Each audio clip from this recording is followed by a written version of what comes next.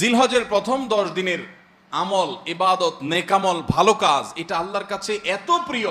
আমরা কোরআন এবং হাদিসের আলোকে 11টি আমলের কথা বলতে পারি। 1 নম্বর এই দশকের আমল হলো বেশি বেশি আল্লাহর জিকির করা। দ্বিতীয়ত যে আমলটি চলবে তা হলো যে কোনো নেকামল। 3 নম্বর, সকল গুনাহ থেকে অন্য সময়ের চাইতে এই সময়টাতে বেঁচে থাকার জন্য বেশি সচেষ্ট থাকা। 4 নম্বর আমল হলো যাদেরকে আল্লাহ তাআলা সামর্থ্য দিয়েছেন তারা হজ করবেন। 5 নম্বর আমল হলো যাদেরকে আল্লাহ সামর্থ্য দিয়েছেন তারা এই দশকে কোরবানি করবেন। 6 নম্বর আমল গেল চুল নখ ইত্যাদি এই দশক না কেটে থাকা। 7 নম্বর আমল হলো বেশি বেশি তাকবীর পাঠ করা। 8 নম্বর আমল হলো জিলহজের 9 তারিখ থেকে 13 তারিখ পর্যন্ত প্রত্যেক নামাজের পরে তাকবীরগুলো জোরে জোরে পাঠ করতে থাকা। 9 নম্বর আমল হলো জিলহজের 1 তারিখ থেকে 9 তারিখ পর্যন্ত নফল রোজা রাখা। 10 নম্বর আমল হলো স্পেশালি আরাফার দিনে অর্থাৎ জিলহজের 9 তারিখে রোজা রাখা। আমল গেল জিলহজের 9 তারিখের রোজা। 11 নম্বর আমল হলো ঈদুল আজহার সমস্ত সুন্নাতগুলো আমল করা।